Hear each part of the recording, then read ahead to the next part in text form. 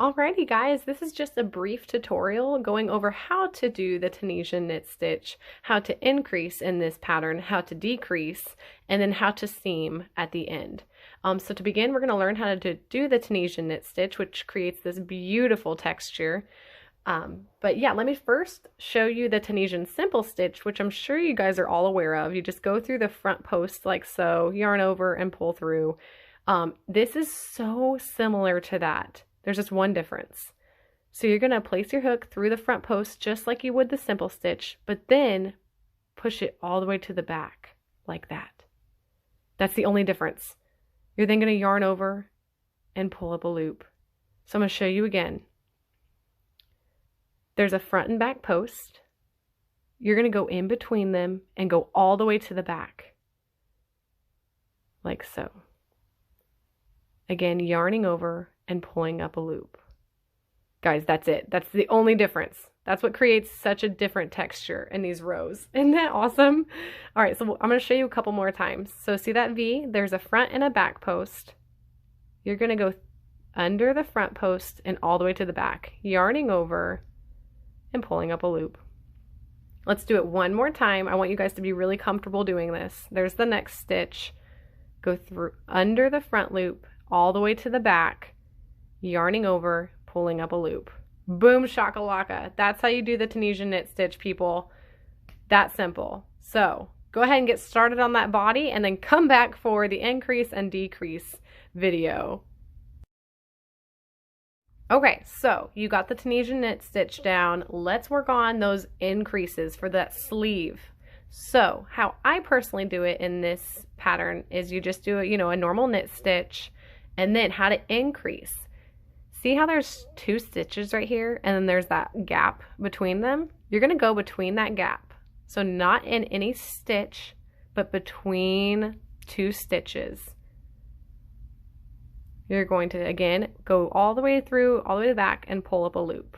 I'm going to show you again, and then you're going to Tunisian knit stitch like normal after that. So again, between two stitches, placing your hook between them, yarning over in the back and pulling up a loop, and then Tunisian knit stitch after that. So we just increased 2 times right there. So super simple. So now I'm going to show you how to decrease. You're going to go through the next stitch like you would a Tunisian simple stitch, and then through the next stitch like a knit stitch, yarning over, pulling through and pulling up a loop. You just decreased 1. So let's do that again. So go through the next stitch like a simple stitch, only going through the front post, staying on the front side of your work. Then the next stitch like a Tunisian knit stitch, like yarning over and pulling up 1 loop. So as you can see, you increase twice over here and decrease twice over here. Just remember when you do the return pass, let me just do that real quick.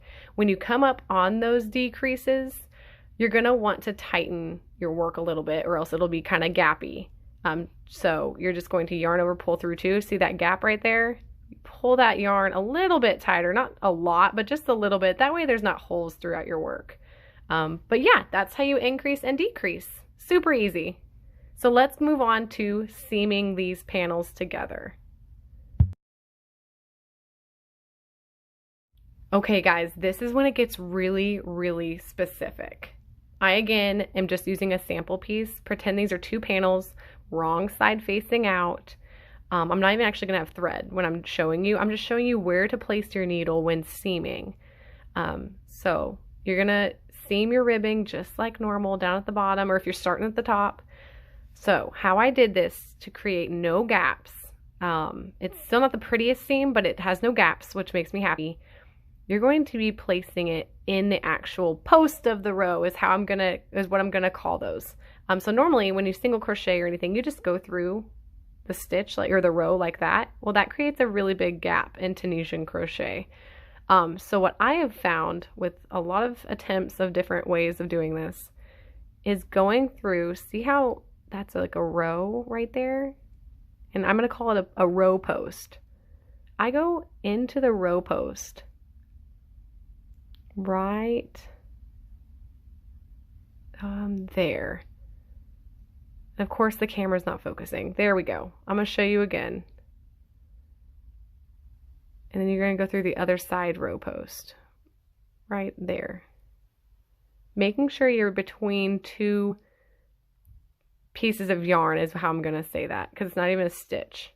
So let me show you guys again.